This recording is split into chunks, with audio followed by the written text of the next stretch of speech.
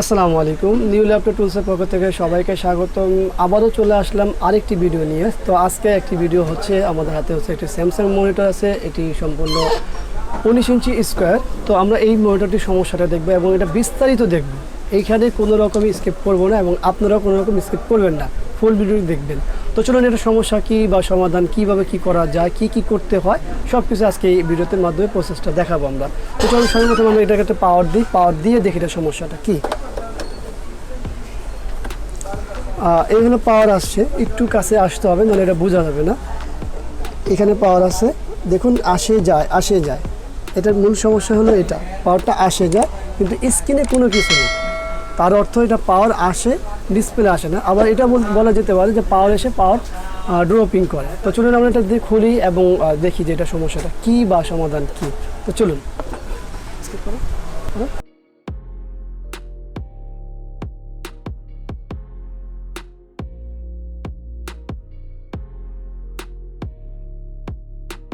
দেখা যায় না কোনো কার্ডে ফিজিক্যাল ড্যামেজ,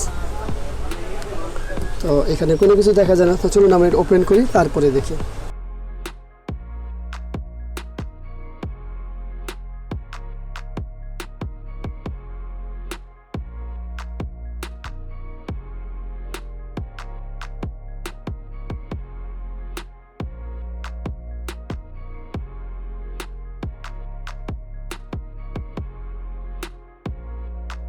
সার্কিট স্ক্রিনগুলো খোলা হয়ে গেল। আমরা ভিডিও কার্ডটি ওপেন করি। ভিডিও কার্ডে কোনো ফিজিক্যাল ড্যামেজ নেই, একেবারে ঠিক আছে।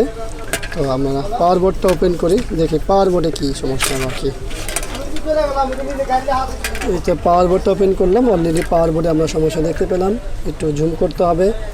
এখানে একটি ক্যাপাসিটার খারাপ আছে, পাশাপাশি এই একটি ক্যাপাসিটার খারাপ আছে। তো আমাদের এখানে দুইটা ক্যাপাসিটার খারাপ আছে। তো আশা করি এই ক্যাপাসিটারগুলো লাগালে হয়ে যাবে। তো চলুন আমরা ক্যাপাসিটারগুলোর মান দেখে নিব এবং এটার জন্য অবশ্যই ক্যাপাসিটার নতুন লাগাবো। এখানে আমাদের আছে 1000 মাইক্রোফ্যারাড 10 ভোল্ট। তো দুইটা ক্যাপাসিটি একই মান, তো আমরা দুটোটাই ক্যাপাসিটার চেঞ্জ করি।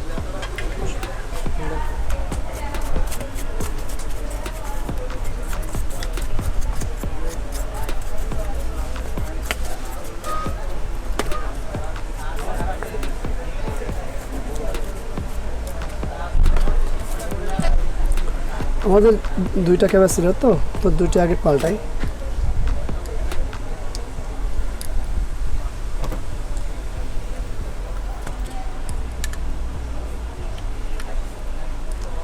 তো আমরা এইখানে একটু বড় মানের ক্যাপাসিটারগুলো ব্যবহার করব। তো এটা থাক, আমি ক্যাপাসিটারগুলো নিই।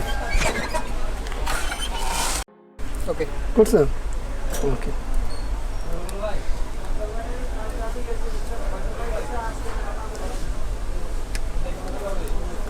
তো আমরা এই দুইটা ক্যাপাসিটার ব্যবহার করব, 1000 মাইক্রোফ্যারাড 10 ভোল্ট দুইটা ক্যাপাসিটার ব্যবহার করব। তো চলুন এটা আগে লাগাই, ক্যাপাসিটারগুলো ব্যবহার করে নিই এখানে।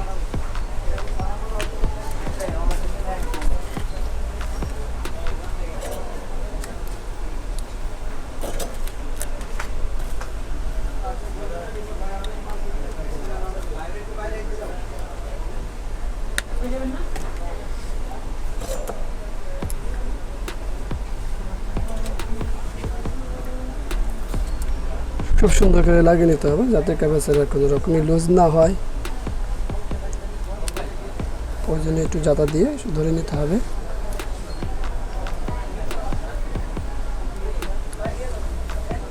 আর যেহেতু এটা অনেক দিন হয়ে গেছে, আমাদের একটু রিসোল্ডারিং করা প্রয়োজন।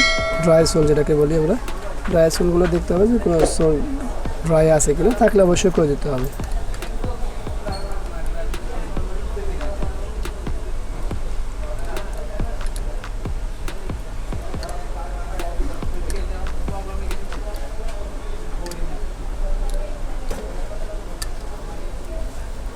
কারণ এই ড্রাই সোলগুলোই পরবর্তীতে অনেক সমস্যা তৈরি করবে যদি এখন আমি সোল্ডারিং না করে দিই।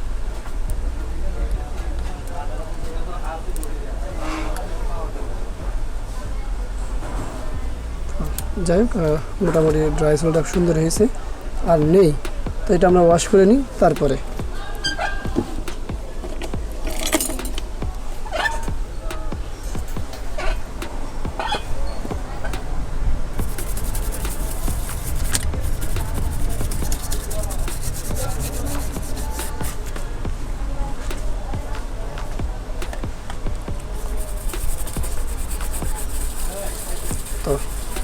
ওয়াশটাও শেষ হয়ে গেল। এখন আমরা কানেকশন করে নিই। ফুল ল্যাম্প এটা লাইট, যেহেতু স্কোয়ার 19 ইঞ্চি, এখানে 4টা লাইটই থাকে, টিএফটি লাইট।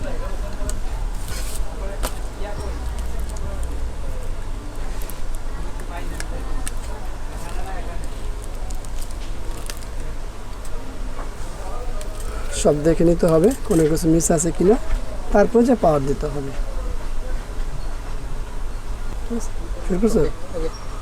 তো আমরা পাওয়ারটা দিয়েই দেখি, সব কিছু ঠিকই আছে ইনশাল্লাহ, আশা করি সব ঠিক হবে।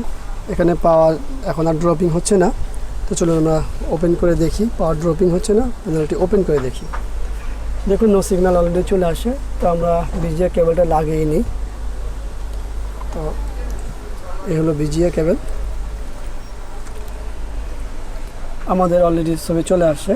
তো চলুন এটা ফিটিং করে তারপরে বিস্তারিত দেখে কথা বলি।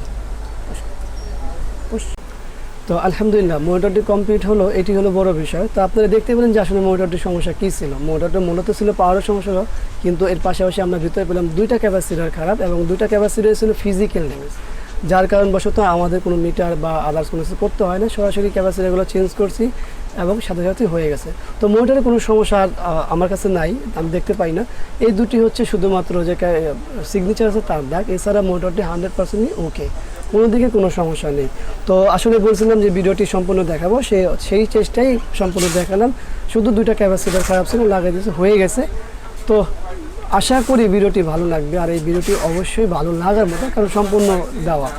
তো ভিডিও যদি ভালো লাগে অবশ্যই লাইক করবেন, কমেন্টস করে শেয়ার করবেন, আর অবশ্যই এই চ্যানেলটি সাবস্ক্রাইব করে রাখবেন, পাশে থাকা বেল বাটনটি চাপ দিয়ে রাখবেন।